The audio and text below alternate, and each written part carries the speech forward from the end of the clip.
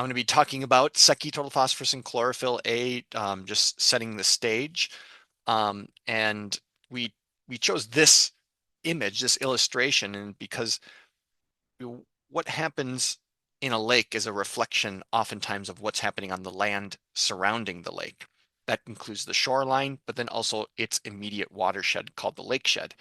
And so we're going to be talking a bit about um, these parameters and then how we can use this data to inspire action. So Secchi disk, water transparency, total phosphorus, and chlorophyll-a data are a great way to get a baseline understanding of your lake.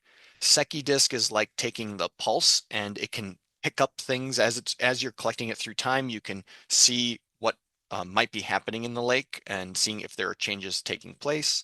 And if you're interested in the human impacts of or the potential impacts of humans around the water, collecting total phosphorus and chlorophyll is also really handy.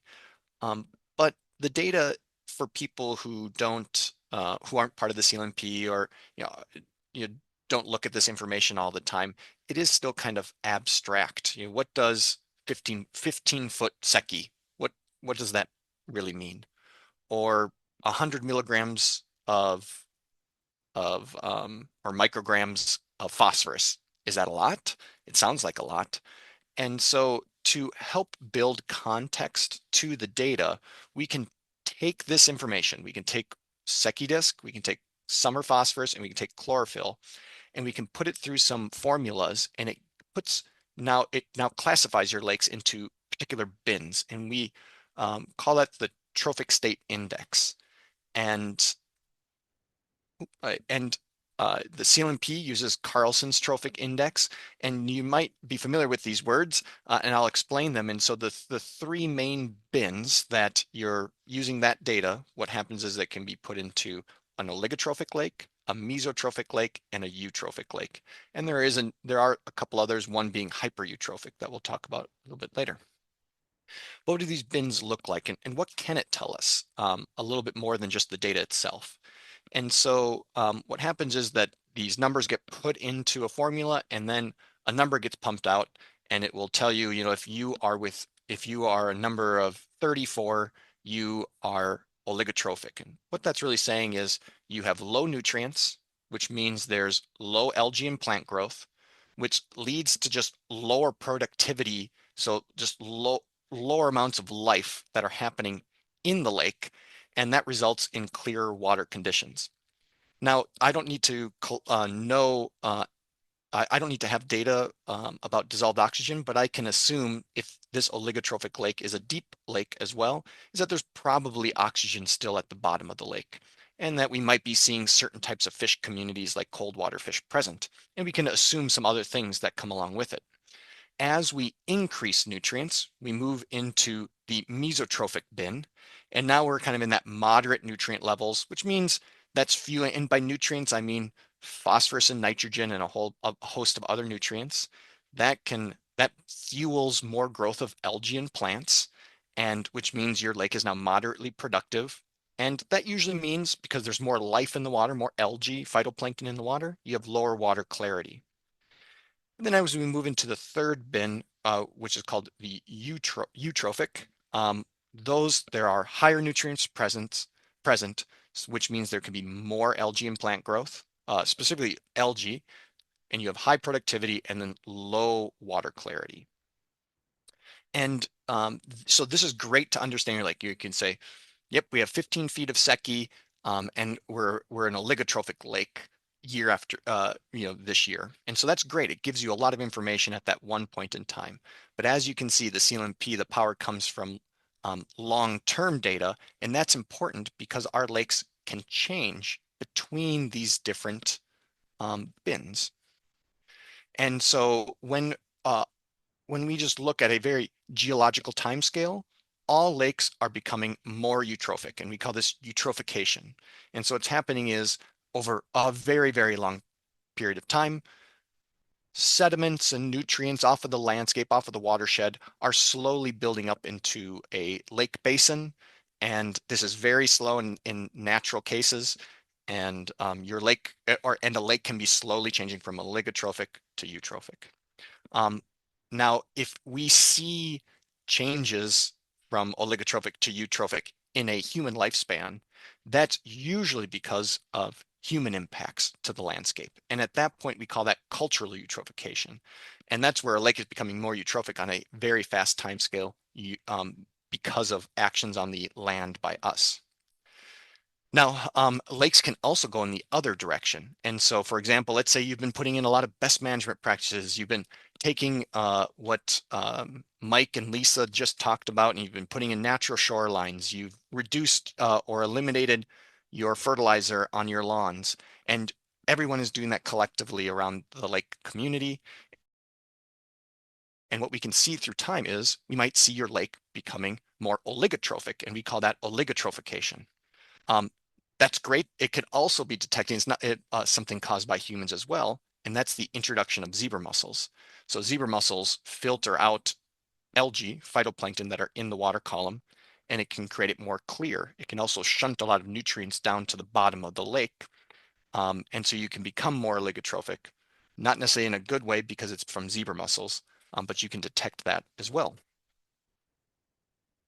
So I'm just going to finish my part by showing a couple examples, and that this is piecing together where we have the actual, like for example, this is phosphorus data, and looking through time is wonderful. So tracking lakes through time is just incredibly invaluable to inspire lake awareness, but we can add an extra piece by adding trophic status to the story.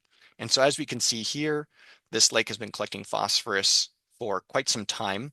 But what does 50 micrograms per liter mean of phosphorus, for example, here?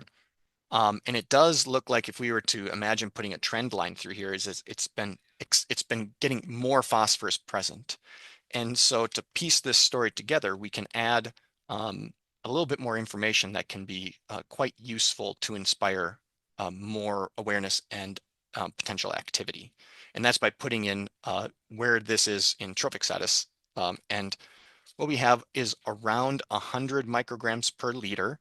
A lake becomes not just eutrophic, but hypereutrophic. And so now we can see that only in the latest few years that this lake has been having so much phosphorus that is entering into the hypereutrophic sphere. And these lakes are almost always caused when you enter this trophic status by human impacts around the lake. And so with this line and then with this pictorial, you can say, well, more phosphorus equals more algae, and we are quite high, then potentially that will help spur action. Um, Here's another graph. This is showing Secchi. I showed this earlier, but what we have is an upside down graph. So this is the top of the lake, and each one of these bars is representative of a Secchi sample. And this is just another example of now a lake potentially becoming a little bit more oligotrophic. And so you can see that Secchi readings are hovering around maybe that 6, 7, 10 feet for a couple decades in the 70s and 80s. And then we've had kind of an abrupt change. And so what we know a little bit more about this situation is we can add our trophic status bins. And so right around 7.5 feet of Secchi and below, your lake is more eutrophic. If you are a little clearer, you become mesotrophic.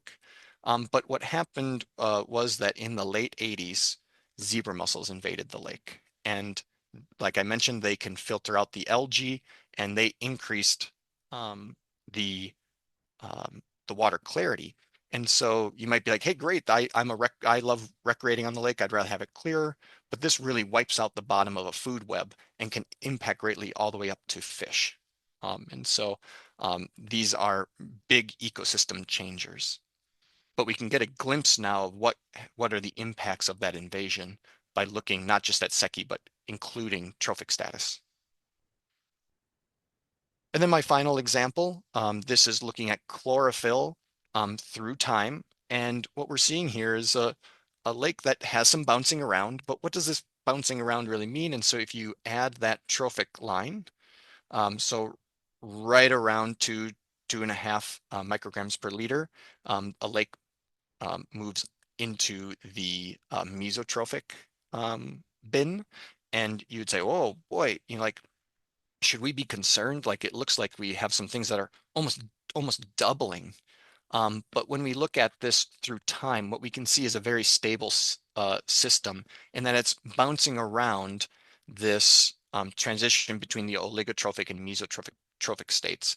And so sometimes it's adding to the awareness to maybe not have to take action because the lake is actually stable through time. So one of the benefits of having long-term data is to maybe not create all the change or take action when action is not needed.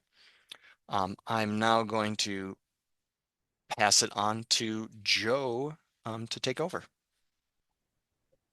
Thanks, Eric. I appreciate that, and I appreciate you setting me up really well for this last little bit that we're going to cover today. And it's kind of my hope here is to kind of bookend what we've been talking about here over the last hour and a half of using CLMP data and really any monitoring data, stream data too, to inspire action in a community. And I really appreciated Mike and Lisa sharing their experiences. There's a lot of really good communication happening through both of those organizations. And the backdrop of that communication is the data that they've been collecting and the information that they're learning about their lakes. And so I just want to kind of wrap things up today with some ideas or food for thought for you on how you might be able to use the data that you're collecting to inspire action in your community. And sometimes that action doesn't mean trying to change the lake.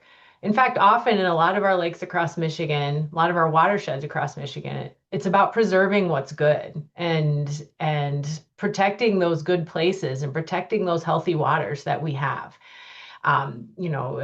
Lisa suggested that, one of the causes of occasional apathy from community members was, well, there's still fish in the lake. Why do we need to do anything? It's not broke, why fix it? If it's not broke, let's save it. Let's keep it that way. So preserving what is good could be your motivation. But there could be degradation. There could be areas for improvement. And so action could also improve what is degraded. But what we do know is for protecting lakes, for protecting streams, for improving watersheds, it can't just be one person trying to make those changes. It's landscape scale. So community engagement and support is necessary for change to be or conservation to be sustainable and long term. So that's kind of the idea to keep in mind. Next slide, please. One thing that we know is that awareness does not equal action. That's something that people like me and others that work in kind of that science communication arena realize is that you can give people facts, you can hand people data, but that on its own is typically not going to be enough to get people to do something. They'll be like, oh, that's interesting. Or maybe they won't even think it's interesting. They might not understand what it means. And so being able to show and do more is necessary to move from awareness to action. So the first thing that we ask people to do is understand the situation. That's my next slide. So understanding the situation has to do with collecting the data, right? And actually knowing what you know about your lake. I'll use lakes for this presentation. And so I have a chart there, and that's a figure that Eric just showed a few minutes ago. And it's interesting. One of the things that I like about it so much is that although there's data there for the people who really like numbers and really want the data, people who think that way, that's great. But there's also just a very visual image there. Increased phosphorus means increased algae. right? And so the take home message is right there in the chart. And so if you're going to show a chart, one thing that I often recommend is also have the take home message be there. Don't make people figure out for themselves what that graph means because they're probably not going to do it, or their eyes are going to glaze over, or they might not understand what you're actually trying to get them to take away from it. And so Erick added a bunch of cues into that graph to show what he was trying to show, that a lake was becoming hypereutrophic, and with more phosphorus, more algae could be expected. Another important concept to think about is the way you tell your stories. And both Mike and Lisa told us some stories this afternoon about situations on their lake, history, Mike showing up with the zebra mussel glasses. That's all kind of storytelling, right? Like we can only endure today, notwithstanding so many PowerPoints, so many bullet points, and so forth. Our brains react better when somebody tells us a story about something that happened on the lake, the story of how the Secchi disc was invented, a story of a weird blob that Lisa found under the water and what could that be, and how she stuck her phone in the lake even though she probably shouldn't have because she really wanted a picture of that organism or whatever she was looking at. That gets your attention because you want to know what's going on. And those stories can connect to community member values. What do people care about? You know, maybe that is, there's still fish in the lake. Like they might care about the fish. They want to be able to take their grandkids out or their kids out and allow them to catch a fish, a healthy fish that they might even be able to eat. They want to be able to swim, perhaps. Maybe they're really focused on the property value of the home that they bought or the home that they're going to be passing on to the future generations. Maybe they care about wildlife, and that's their real focus. So, getting to know and understand the situation and what members of your community care about can help you decide how you want to tell the story of the monitoring data that you're gathering. Next slide, please. The next thing you want to do is then promote whatever that behavior is that you want your community members to do. And so after using the data and showing them what's going on, maybe there's some issues with excess nutrients making their way into the lake. Maybe your phosphorus levels are high. Maybe your chlorophyll levels keep going up. You're seeing more algae. And so promoting behavior means making it really clear to people what it is you're asking them to do. Do you want them to use zero phosphorus fertilizer if they're going to apply fertilizer, thus not adding to added phosphorus in the lake? Do you want them to have deep-rooted native vegetation along their shoreline? Well, maybe give them a list of what kind of plants are good for your area and where they can find them, how to take care of them. Are there companies that could do some of that work for them? Or maybe you've got issues with a discovery of invasive species in your lake or in a lake down the road that people often move their boats back and forth. Show them how to clean their boat. Show them what you're asking them to do so they don't spread invasive species from one lake to another. And again, keep connecting that to community values. If people are really concerned about property values, show them how native plants can be an attractive addition to their landscape, and that how you can still have a dock with a boat and a view from your nice home while still having a natural shoreline, or show them how invasive species may degrade the quality of fishing in their lake. Next slide.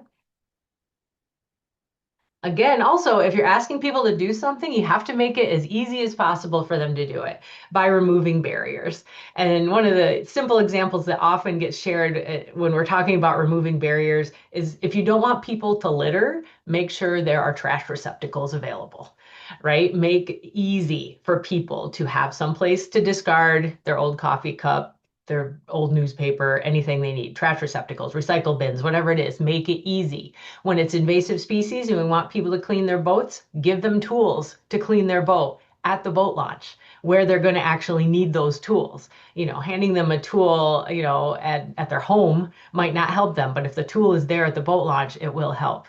Some other examples might be they might not know how to do what you are asking them to do.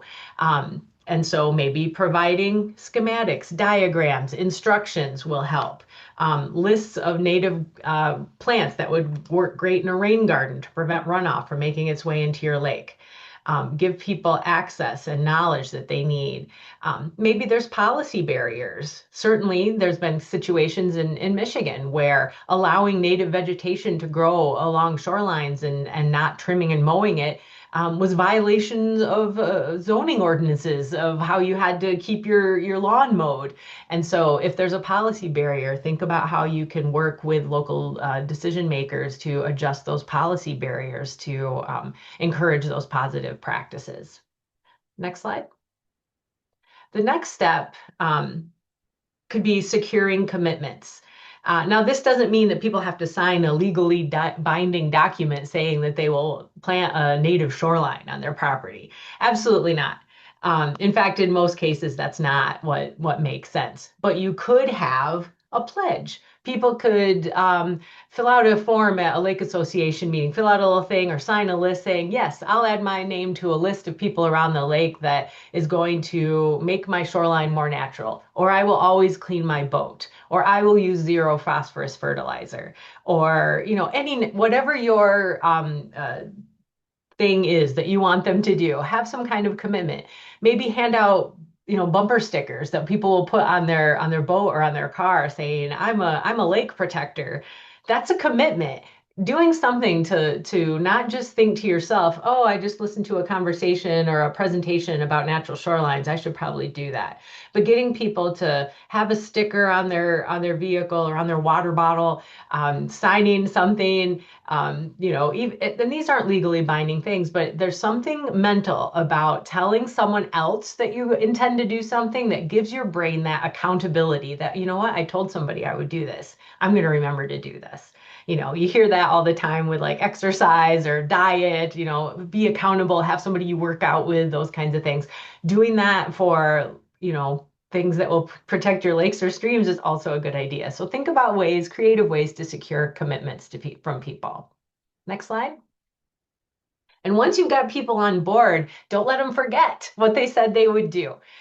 Provide reminders. So ongoing communication is a really good idea. A one and done, you could have a presentation at an association meeting. You really did great. Everybody was all excited about shorelines. And then everybody forgot about it a month later. Continue to communicate about it. There could be something you send home with people. The Shoreline Living magazine image that I have there is one example, something that maybe they will see. And maybe that gets something like that gets distributed in the springtime when you're seeing seed catalogs and the local nursery is starting to bring in their stock for the year and that kind of thing. When people are thinking about, oh man, snow's melting, the lake is thawing, I want to get outside and do some stuff in my garden.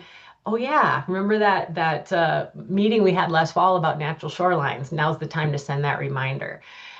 We've got some other examples. Signage, stop aquatic hitchhikers, signage at boat launches, reminding people to clean their boats and not move invasive species around.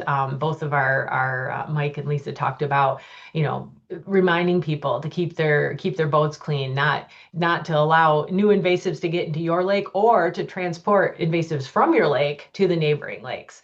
And even, another example we've got on the picture there is, invasive species can come from fish tanks too. So when people buy fish, work with retailers to say, okay, when we sell a fish, it's going to have a reminder on there to not let that critter loose into the wild because it's not going to help our lakes at all.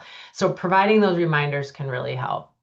And then the last step in my last slide is about developing culture, right? Going back to a point I made when I first started is that protecting our waterways can be made up of lots of individual efforts that create a collective improvement. And so developing a culture of caring for your lake, caring for your streams, caring for your watershed is something that we can all contribute to.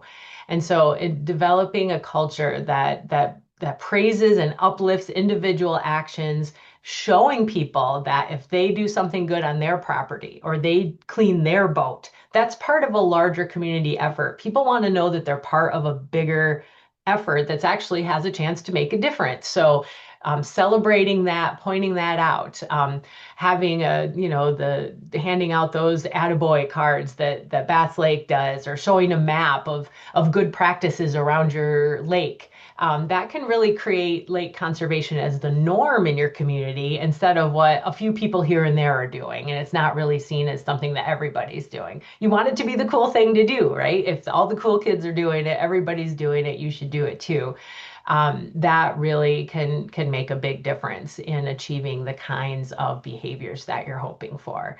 And all of this can be motivated by data that you collect through MiCorps, whether that's shoreline health data, invasive plant monitoring, water quality data that you're collecting on your lake. You can use that data to show here's why we're collecting all this data, because it will help us know what if we're doing a good job protecting our lake, if we're doing a good job improving our rivers. Those kinds of things can all tie together, and data is a big part of that story. So we'll leave you with that. Thank you so much for your attention today. It's been great. Of course, we wish we could be in person with you, but we also know we had a chance to connect with, well over 150 people throughout the day today too. And as we've been mentioning throughout the day, also, these sessions have all been recorded. We will be posting them on the conference web page in the next week or so. Give us a little time to get everything cleaned up and edited for you. We'll also share slide decks, the lists of links from the Eagle presentations, because there was a lot of different web pages there too. And with that, I think we might have a few minutes for questions if there's any end of the day questions from folks.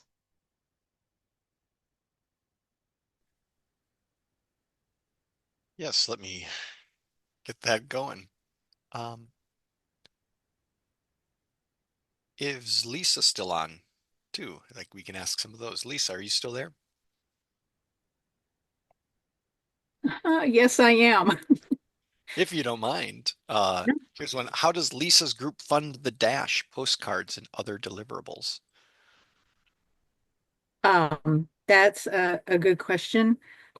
We do a lot of fundraising, and we do have, a number of people that will make donations, even that don't live on the lake. Maybe they've just been here to visit, but they are on our Facebook page, and so we've gotten some money that way.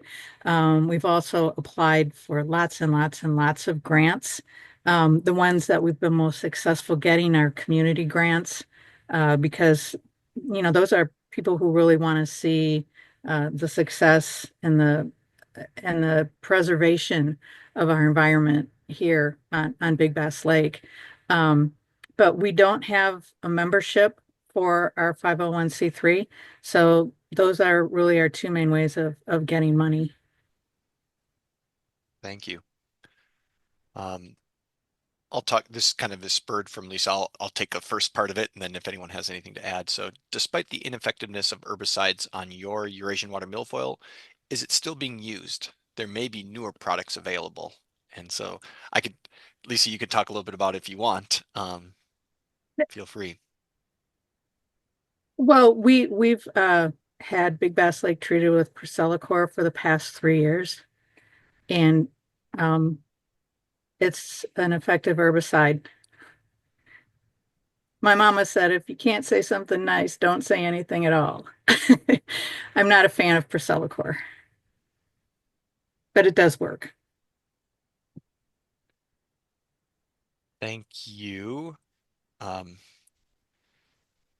of a question to us all. How can we schedule you all, individually or probably together, to come to one of our lake board meetings? For us, feel free to reach out to, our contact information is at micorps.net. If you're not sure who you want to reach out to, you can just use our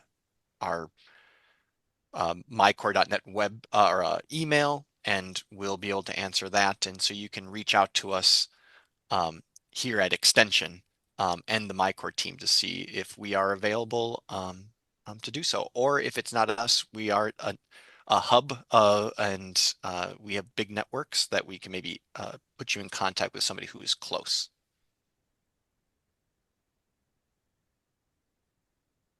Okay, is there anything else? Something I was going to add, Eric, just because I was thinking about this as we were talking about, giving our presentations and Mike and Lisa's presentations as well. And they were referring to some of the interactions they've had with us individually. Something I'm not sure that a lot of folks know is that every single person on the MiCorps team, regardless of what organization we work for, MiCorps isn't our entire job. And I think that that's something that a lot of folks might not realize. And that's not to say we don't dedicate a ton of our love and our energy into the program, but we do other things too. And we bring all of that experience and knowledge to the MiCorps program, right? You know, Eric, you do a bunch of work on natural shorelines and aquatic plant restoration and understanding. I've worked with our invasive species and boat cleaning programs for a long time. Every single one of us, Eagle, Huron River Watershed Council, MSU, MLSA, like we all do other things and wear other hats related to our MiCorps work, but not only our MiCorps work. So that's just something I wanted to mention and throw out there because I'm not sure that a lot of our volunteers, especially some of the new ones, may realize that. A good point. Okay, well, we are at 3:30. Thank you all. I had a great time. I hope all of you did as well. And we look forward to continuing to interact with you through MiCorps and potentially other places as well. Any final words, anyone else? All